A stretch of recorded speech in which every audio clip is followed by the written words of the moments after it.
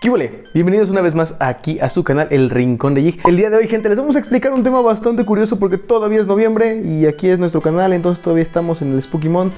Hoy les vamos a hablar sobre dinosaurios zombies en 10 minutos. Más o menos.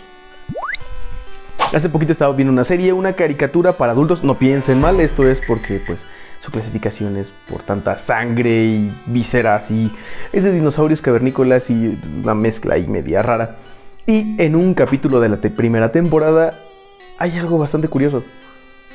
Un dinosaurio zombie. Entonces un día estaba sentado por acá atrás, haciendo tonterías, viendo videos en YouTube, haciendo mis clases para mis muchachos. Y me pregunté, ¿acaso habrá dinosaurios zombies? Después de una investigación de aproximadamente como media hora, encontré 2 que 3 artículos donde hay una evidencia bastante curiosa y peculiar sobre una enfermedad perturbadora en dinosaurios. Así que, ¿qué les parece si vamos de una vez a la investigación paranormal del día de hoy?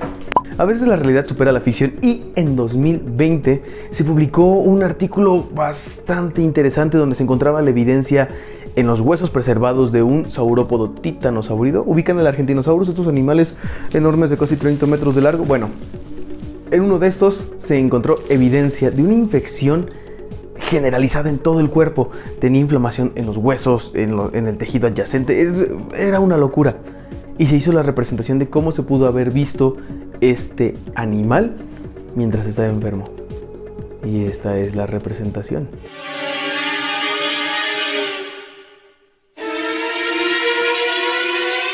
La enfermedad que quejaba a este dinosaurio se le conoce actualmente como osteomielitis. Traducido al español cristiano, es una infección en el tejido óseo. Los síntomas que presentan los animales enfermos con osteomielitis son bastante peculiares, porque puede ser desde una inflamación regionalizada alrededor del área infectada o una inflamación o infección fuera del lugar inicial. Esto es que, por ejemplo, si un animal se le infecta una herida en el hueso, en la pata, esta inflamación puede presentarse en otra extremidad o incluso en el tejido muscular que no está asociado a la extremidad enferma. ¿Pero qué nos puede generar la osteomielitis? Actualmente se sabe que la osteomielitis puede ser generada por bacterias, por hongos o por parásitos. Y es por este lado donde nos vamos a acercar en el caso de nuestro dinosaurio. Porque al hacer los análisis microscópicos de cortes del hueso se han encontrado restos fosilizados del cuerpo suave de los parásitos. Esto es bastante curioso porque en paleontología es muy difícil que un animal que no tiene un esqueleto o un exoesqueleto duro por fuera se fosilice. En este caso, los parásitos preservaron la forma de su cuerpo dentro de los canales vasculares del hueso del dinosaurio. ¿No les parece eso curioso? Porque casi nunca, o más bien hay muy pocos registros que indiquen que un animal, llámese dinosaurio o mamífero prehistórico, presentaba este tipo de infecciones parasitarias. Al menos no se quedaban registradas dentro de la evidencia fósil. Ahora, como sabemos que los parásitos no se encontraban solamente aislados dentro del hueso, sino en los canales vasculares del propio hueso, se sabe que estos parásitos recorrieron el cuerpo de todo el dinosaurio. Entonces los restos de este animal presentan laceraciones particulares en todos los huesos, bueno, en la mayor parte de sus huesos. Esto provocó que el animal no solamente tuviera dolores en los huesos, sino que llagas, supuraciones, ámpulas por todo el tejido, ya que estos parásitos se dedicaban a estar paseando y vagando por todo el tejido del animal. ¿Se imaginan lo que es sentir como un parásito por dentro te va comiendo y aparte, el animal estaba sufriendo por dentro por los parásitos, pero estas llagas generadas por estos animalitos generaban infecciones secundarias. ¿Cómo? Pues porque las ámpulas, las pústulas, las llagas quedaban expuestas al aire y eran focos para que llegaran bacterias u hongos y aprovecharan ese tejido que estaba ahí. Entonces este pobre saurópodo vivió mucho tiempo siendo un zombie. Entonces pasamos de ver algo así en la televisión a tener algo así en la vida real. Esta es su reconstrucción. Sí está perturbadora. Pero ¿cómo la paleontología nos puede decir qué tipo de enfermedades aquejaban a nuestros saurios favoritos? Bueno, dentro de la paleontología encontramos una rama que se llama paleopatología, que, como lo dice su nombre, estudia las enfermedades que están dentro del registro fósil. A veces no enfermedades, sino también condiciones. Por ejemplo, es muy común que los dinosaurios carnívoros, por su estilo de vida agresivo y rápido y furioso, y no, producción, no vayas a poner... Lo pusiste, ¿verdad? Que no lo vayas a poner. Por este estilo de vida tan agresivo, eran muy propensos a fracturarse partes de huesos o extremidades completas. Estas fracturas se ven reflejadas en el registro fósil y se ven como costillas aplastadas, con bultos, etc. Pero es muy importante diferenciar los bultos, las protuberancias, el crecimiento óseo que generaba una fractura, a los bultos, protuberancias y crecimientos óseos que generan otro tipo de enfermedades o condiciones. En este caso, la osteomielitis puede generar un crecimiento irregular y poroso del hueso, además de porosidades dentro del hueso sano y callos. Estos callos, en el caso de que sea una osteomielitis generada por parásitos, van a ser como que la envoltura del hueso que está evitando que el parásito salga del tejido. Pero ¿cómo se hacen estos análisis? Bien, se hacen cortes de los huesos. Sí, los huesos se cortan en laminitas muy delgadas que se pueden meter en microscopios electrónicos de barrido.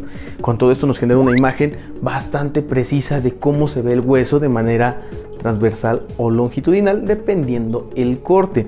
Es ahí donde se evalúa cómo se ve el crecimiento óseo. En una fractura, el crecimiento óseo se ve denso, se ve uniforme.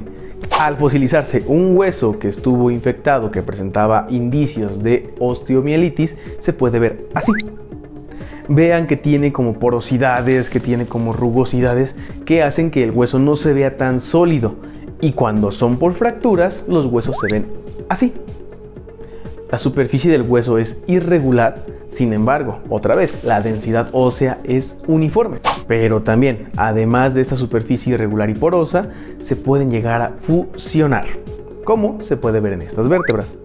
Estas vértebras están fusionadas porque el crecimiento óseo sí fue irregular, pero también poroso. Lo que intentó hacer el hueso fue crecer y reforzarse, llegando al punto en donde se unieron 2 o 3 vértebras al mismo tiempo.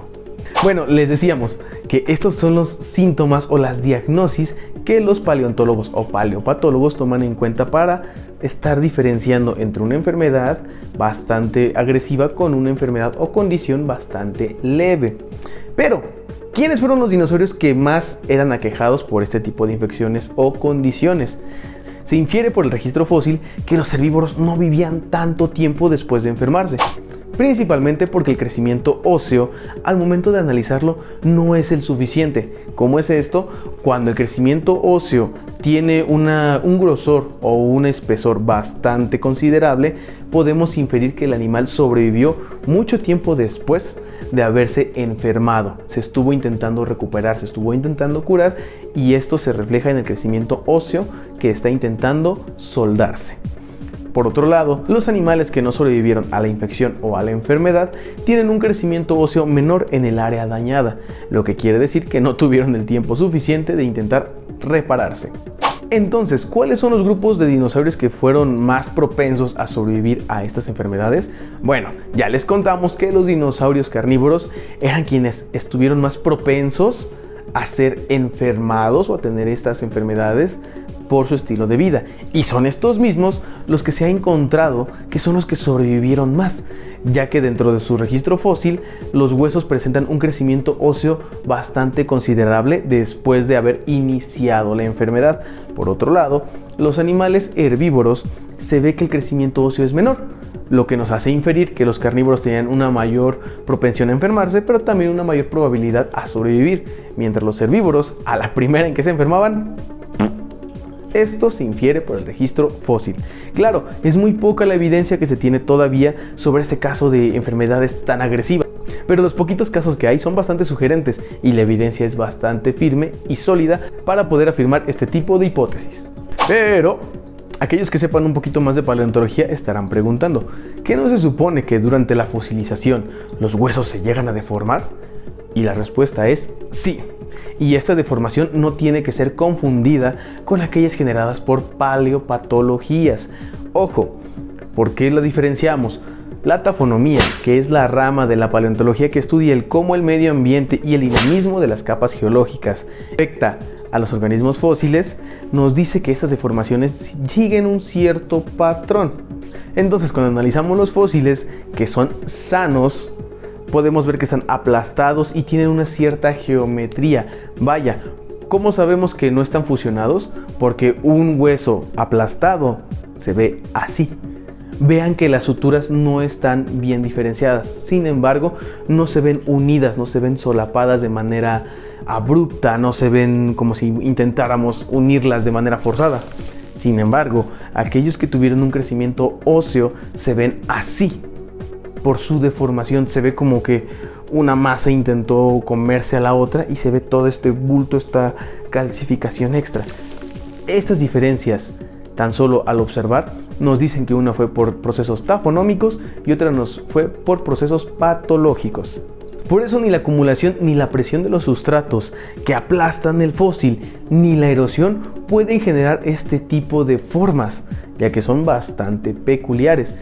Ahora, si ya saben que las infecciones de los dinosaurios no podían quedarse solamente como condiciones leves, sino que podían agravarse bastante, esto se pone más perturbador.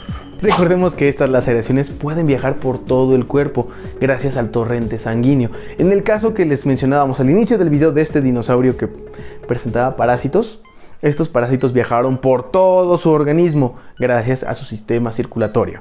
Entonces se encontraban ese tipo de laceraciones, inflamaciones, hinchazones raras en los huesos por todo su sistema esquelético. Y no solamente eso, sino que también se cree que en todo su sistema muscular pudo haber afectaciones de manera secundaria, ya que las laceraciones, una vez que llegaban a la superficie, como ya les mencionábamos, eran focos de infección para bacterias y hongos.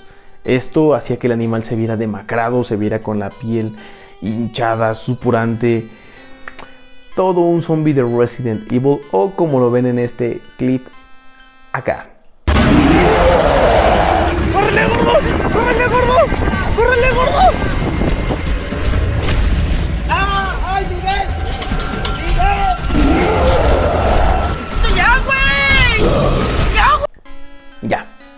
Imagínense ser un animal de 30 toneladas, unos 20 metros de largo y que no te puedes ni mover, con un cuello larguísimo y que tan solo moverlo te duele. Que tu cola es tu método de defensa y te duele hasta defenderte. Fue un milagro que este animal sobreviviera tanto tiempo. Y ahora dirán, ¿para qué piñas nos sirve todo esto? ¡Épale! ¡Quietos! Esto nos sirve como un registro para estudiar la evolución de las enfermedades actuales. Es muy difícil comprender cómo una enfermedad evoluciona, ya que no se fosiliza, no hay registros como en los vertebrados. Pero estos pequeños registros que sí se encuentran en dinosaurios o en otros animales prehistóricos nos permiten saber cómo esta condición evolucionó de un grupo o a otro, o cómo fue cambiando con todo el tiempo. Además, podemos saber sus relaciones de estas enfermedades con otros organismos, esto es, su ecología.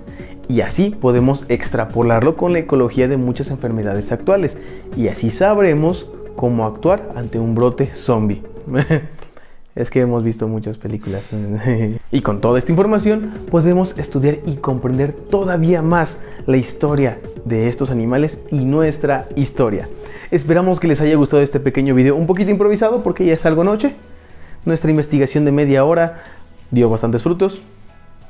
Este es el segundo video de divulgación, gente, esperamos les haya gustado. Si llegaron hasta este punto, suscríbanse, denle like, activen todas las notificaciones para que YouTube les avise cuando estemos subiendo un nuevo video. Agradeciéndoles una vez más llegar hasta aquí con nosotros en este segundo video de divulgación.